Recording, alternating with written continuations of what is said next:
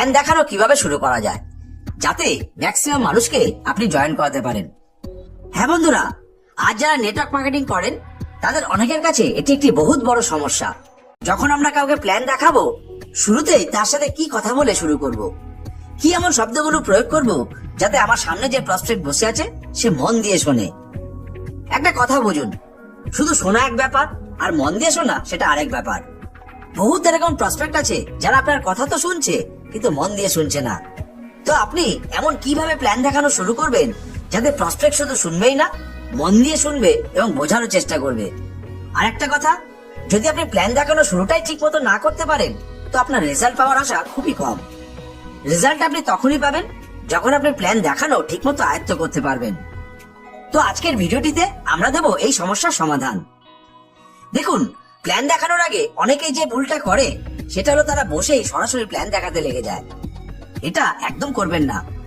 Plan দেখানোর আগে 7 থেকে 10 মিনিট আপনার সামনে থাকা মানুষটাকে কমফোর্টেবল ফিল করানোর জন্য দিতে হবে এবং সে যেন উপলব্ধি করতে পারে আপনি যা কিছু বলছেন তার প্রফিটের জন্য বা তার লাভের জন্য বলছেন। অতএব বন্ধুরা, আপনারা বুঝতে পারছেন যে আপনার সামনে থাকা মানুষটার অ্যাটেনশন গ্র্যাব করতে হবে, মাইন্ডসেট করাতে হবে।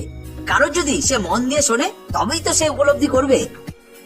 এবার প্রশ্ন হলো, সামনে থাকা প্রসপেক্টের অ্যাটেনশন গ্র্যাব এবং মাইন্ডসেট কিভাবে করা যায় যাতে সে আপনার বিষয়টা মন দিয়ে শোনে এবং উপলব্ধিও করে। প্রথমে বসার আগেই একটি পজিটিভ এক্সপ্রেশন নিয়ে অল্প স্মাইল করে করমর্দনটা সেরে নেবেন। তারপর সাদা কাগজ বার করে সবার আগে সামনে থাকা মানুষটার কাছ থেকে 4টে জিনিস জেনে নেবেন: তার নাম, বয়স, পড়াশোনা এবং কোথায় থাকেন। এবং অবশ্যই তা নোট করবেন, কারণ এখান থেকে তার সাথে আপনার একটি সঠিক কানেকশন হতে শুরু করবে। তার মাইন্ড আপনার কথাগুলো গ্রহণ করতে শুরু করবে। দেখুন, পুরো জিনিসটাই একটা মনোবিজ্ঞান। আপনি যদি সঠিকভাবে করতে পারেন তো কানেকশন তৈরি হবেই। চলুন একটা উদাহরণের মাধ্যমে ডিটেলসে বোঝার চেষ্টা করি। অনেক ক্ষেত্রে দেখবেন আপনি রাস্তা দিয়ে যাচ্ছেন, হঠাৎ করে আপনার নামটা কানে এলো। হতে পারে আপনার নামে অন্য কাউকে ডাকছে, বা হতে পারে মাইকে আপনার নামটা হঠাৎ শুনতে পেলেন। দেখবেন তৎক্ষণাৎ আপনার মাইন্ড সেই দিকে চলে যায়, কারণ প্রতিটি মানুষের কাছে তার নিজের নামটা অত্যন্ত প্রিয় এবং অপরের মুখ থেকে সেটা শুনতে প্রত্যেকের ভালো লাগে। সুতরাং যেই আপনি তার নামটা তার কাছ থেকে শুনে লিখছেন, সে আপনার দিকে প্রথম অ্যাটেনশন দিতে শুরু করে। বয়স লিখবেন যাতে আপনি আপনার নিজের বয়সের সাথে একবার ম্যাচ করিয়ে নিতে পারেন। দেখুন, প্ল্যান শো করার সময় আপনার ভোকাল টোনও খুবই ইম্পর্টেন্ট। আপনার থেকে বয়সে বড় হলে একরকম ভোকাল টোন, সমবয়সী হলে একরকম এবং কম বয়সী হলে আরেক রকম টোনে কথা বলতে হবে এবং তার সাথে কথা বলার স্পিড আপ ডাউন করতে হবে। পড়াশোনা জানবেন, কারণ সে আপনার কথাটা কতটুকু নিতে পারছে সেটা আপনাকে বুঝতে হবে। তাকে প্ল্যানের কোন দিকটা বেশি হাইলাইট করব তার পড়াশোনা দেখে আপনাকে বুঝে নিতে হবে। কারণ এরকম যাতে না হয় আপনি যা বড় বড় অঙ্ক কষে দেখাচ্ছেন যা প্রসপেক্টের মাথার উপর দিয়ে চলে যাচ্ছে। মানে যাকে যতটুকু বলা দরকার তাকে ততটুকুই বলতে হবে। সবাইকে সবকিছু বলার দরকার পড়ে না।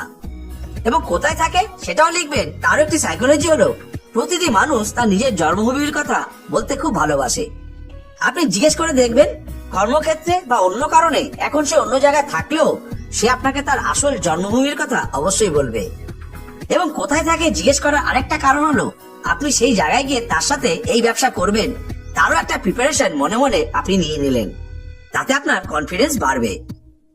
এবার এই প্রথম পর্বের প্রশ্নগুলোর পর আপনি দ্বিতীয় পর্বের প্রশ্নগুলো শুরু করবেন, যে প্রশ্নগুলো প্রত্যেকটি তাকে বাধ্য করবে আপনার প্রেজেন্টেশনের দিকে মনোযোগ দিতে। ফিরে আসবো দ্বিতীয় পর্বের প্রশ্নগুলোতে। তো প্রথমে আপনি নাম, বয়স, শিক্ষাগত যোগ্যতা এবং কোথায় থাকে জেনে নিলেন। তারপর তাকে প্রশ্ন করুন, আপনি কি এখানে নিজের ইচ্ছা এসেছেন না আপনাকে নিয়ে আসা হয়েছে। প্রসপেক্ট যদি আপনাকে জিজ্ঞেস করে কেন, আপনি বলবেন, কারণ যদি আপনি নিজের ইচ্ছা এসে থাকেন তো ঠিক আছে, কিন্তু যদি আপনাকে নিয়ে আসা হয় তাহলে আপনি বিপদ সীমায় দাঁড়িয়ে। তাকে বলুন, দেখুন, 2 ধরনের লোক হয়। এক, যেসব মানুষ নিজের ইচ্ছায় প্ল্যান শো দেখতে আসে। আরেক হলো যাদের জোর করে ধরে নিয়ে আসা হয়।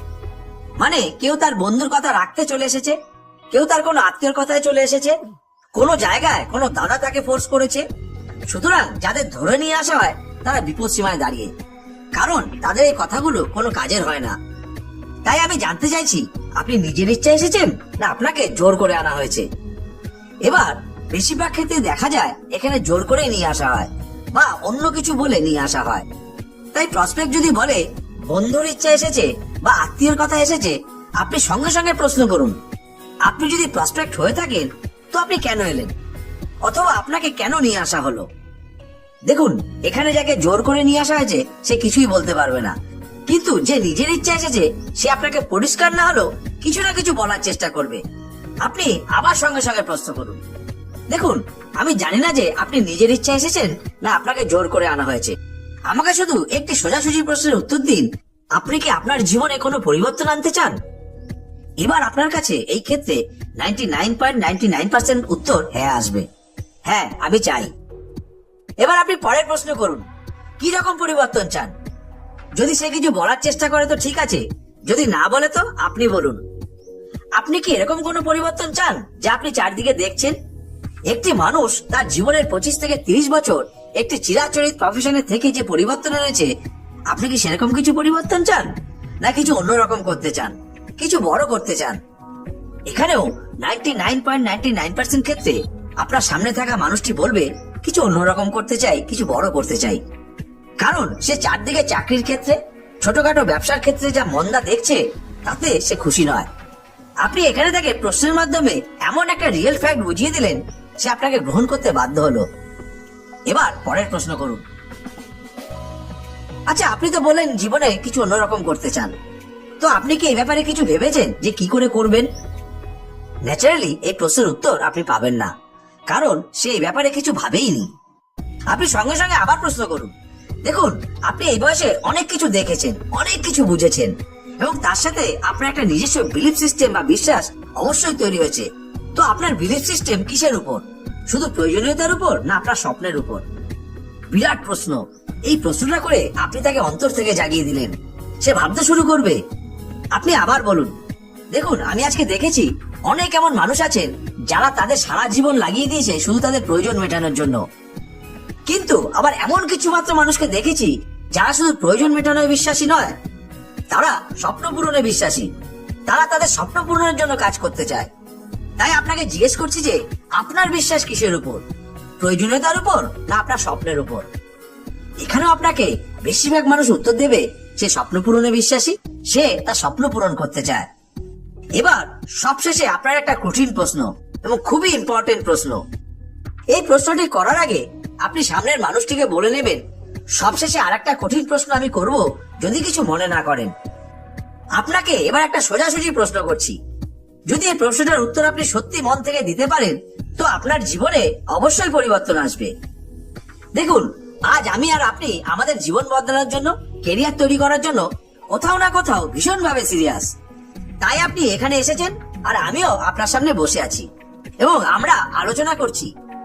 কিন্তু আমার প্রশ্ন হলো, আপনার কি মনে হয় আমার বাবা এবং আপনার বাবা তাদের জীবন বদলানোর জন্য আমাদের থেকে বেশি সিরিয়াস ছিল না কম সিরিয়াস ছিল? আপনি আবার বলুন, দেখুন সেই সময় না ইন্টারনেট ছিল, না ফেসবুক ছিল, না টিকটক ছিল, না এত ধরনের সোশ্যাল মিডিয়া ছিল, সুতরাং কোনো ডিস্ট্রাকশন ছিল না। তো সেই সময় তারা আমাদের মতো বয়সে তাদের জীবন নিয়ে বেশি সিরিয়াস ছিল না কম সিরিয়াস ছিল? আপনি জানেন বেশিরভাগ মানুষ উত্তর দেবে বেশি সিরিয়াস ছিল। এবার আপনি আবার বলুন, আচ্ছা আমাদের দাদুরা, তারা কি তাদের জীবন বদলানোর জন্য বেশি সিরিয়াস ছিল না কম সিরিয়াস ছিল? বেশিরভাগ মানুষ উত্তর দেবে হয়তো বেশি সিরিয়াস ছিল। আপনি আবার বলুন, আচ্ছা আমাদের পরদাদু মানে আমাদের দাদুর বাবারা, তাদের সময় কি তারা তাদের জীবনে বেশি সিরিয়াস ছিল না কম সিরিয়াস ছিল? এক্ষেত্রেও বেশিরভাগ মানুষ বলবে জানি না, হয়তো বেশি সিরিয়াস ছিল। এবার আপনি বলুন, আচ্ছা 3টে জেনারেশন তাদের কর্মজীবন পার করে এসেছে এবং প্রত্যেকেই তাদের জীবন নিয়ে সিরিয়াস ছিল। যদি একটি জেনারেশন 30 বছর ধরে কাজ করে থাকে তাহলে টোটাল 90 বছর কাজ হয়েছে। তো বলুন তো, 90 বছর কাজ করার পরেও আমাদের পরিবারে কি কোনো অ্যাচিভমেন্ট এসেছে? 90 কিলোমিটার রেডিয়াসে কজন আমাদেরকে চেনে? আমাদের ব্যাংক অ্যাকাউন্টে কি 90 লক্ষ টাকায় সেভিংস হয়েছে? আমাদের বাড়ি কি এতই সুন্দর যাতে সবাই বলা বলি করে? বলুন কি অ্যাচিভমেন্ট হয়েছে, কি পরিবর্তন এসেছে এই 90 বছরে? এরপরেও আপনি কি ভাবছেন আমি জানি না? আমি শুধু জানতে চাই আপনি কি নতুন কিছু জানতে চান না চলে যেতে চান? যদি চলে যেতে চান তো যেতে পারেন, আপনাকে আমি প্ল্যান শেয়ার করবো না। আমি তাদেরকেই প্ল্যান শেয়ার করি যারা তাদের জীবনে তাদের স্বপ্ন পূরণের ইচ্ছা রাখে, যারা তাদের জীবনে বড় কিছু করার ইচ্ছা রাখে, যারা সত্যি সত্যি তাদের জীবনে পরিবর্তন চায়। আদারওয়াইজ সময় খুবই মূল্যবান। আপনার এবং আমার দুজনেরই সময়ের দাম আছে, অযথা সময় নষ্ট করে লাভ হবে না। আর যদি জানতে চান তো 1 ঘন্টা আমার সাথে থাকুন। তো বন্ধুরা, এটাই হলো শুরুয়াত, খুবই খতরনাক শুরুয়াত। এই কথাগুলো আপনাকে নিপুণভাবে বলতেই হবে। একে বলে টেক অ্যাওয়ে পলিসি। এই ক্ষেত্রে বেশিরভাগ মানুষই বলবে, হ্যাঁ আমি জানতে চাই, আমাকে এক্ষুনি বলুন। আপনি নিশ্চয়ই খেয়াল করলেন আমি শুধু প্রশ্ন করলাম এবং আপনিও তাই করবেন। আর যতবার প্রশ্ন করবেন ততবার প্রসপেক্ট নিজে থেকে উত্তর দেবে, মানে সে নিজেই এখন জানতে চায়। আর যখন প্রসপেক্ট নিজেই বলে যে আমি জানতে চাই, ডেফিনেটলি তখন সে খুব মন দিয়ে শুনতে চায়। মনে রাখবেন, আপনি যত এই ধরনের প্রশ্ন করবেন, প্রসপেক্টের মাইন্ডসেট ধীরে ধীরে তৈরি হবে প্ল্যান দেখার জন্য। আর এই দক্ষতাটাকেই আপনাকে আয়ত্ত করতে হবে। হ্যাঁ, আপনার মনে হতেই পারে যদি প্রসপেক্ট সত্যি উঠে চলে যায়, তো এখানেই আপনাকে সেই নিপুণতা দেখাতে হবে। আপনি যদি এই প্রশ্নগুলো ঠিকঠাক করতে পারেন এবং শেষে একটা কঠিন ঝটকা দিতে পারেন, তো বেশিরভাগ ক্ষেত্রে প্রসপেক্ট প্ল্যান শো দেখেই যেতে চাইবে। আর যদি তারপরও প্রসপেক্ট চলে যেতে চায়, তাকে যেতে দিন, কারণ তাকে জোর করে শুনিয়েও কোনো লাভ হবে না, সেই প্রসপেক্ট জয়েন করবে না। আর আপনাকে এটাও বুঝতে হবে যে এই নেটওয়ার্ক বিজনেসটা সবার জন্য নয়। তবে যারা নতুন নতুন প্ল্যান দেখানো শুরু করছেন, তাদের বলবো আপনারা প্রথম প্রথম কাউকে ছাড়বেন না, সবাইকে জোর করে হলেও প্ল্যান দেখাবেন। কারণ এখানে সেই প্রসপেক্ট জয়েন করুক না করুক, আপনার প্ল্যান শো করাটা একবার প্র্যাকটিস হয়ে যাবে।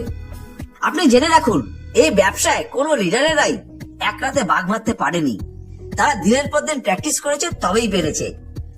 আপনাকেও প্র্যাকটিস করে যেতে হবে, তবে আপনিও পারবেন। কারণ সত্যি বলতে, যে প্রশ্নগুলো আমি আজ করে দেখালাম, এই প্রশ্নগুলো আপনি প্রথম দিনই নিপুণভাবে বলতে বা করতে পারবেন না। আপনাকে বহু প্র্যাকটিস করতে হবে, তবেই পারবেন। আরেকটি রিকোয়েস্ট অবশ্যই করব, প্ল্যান দেখাতে বসে প্রসপেক্টকে শুধু থেকে থেকে লক্ষ লক্ষ টাকা আর গাড়ি বাড়ি স্বপ্ন দেখাবেন না। আমরা দেখেছি আজকে এই ব্যবসায় বেশিরভাগ ক্ষেত্রে শুধু স্বপ্ন বিক্রি করে ঝুড়ি ঝুড়ি মিথ্যা কথা বলে তাকে জয়েন করানো হচ্ছে। তাদের লাভ কিছু হচ্ছে না, জয়েন করলেও তাদেরকে দিয়ে আপনি কাজ করাতে পারছেন না। কিছুদিনের মধ্যেই তারা এই ব্যবসা ছেড়ে বার হয়ে যাচ্ছে। প্রসপেক্টকে ব্যবসার ইতিবাচক সম্ভাবনাগুলি দেখান। এই ব্যবসা করতে গেলে তাকে যে শিখতে হবে সেটাও তাকে বোঝান।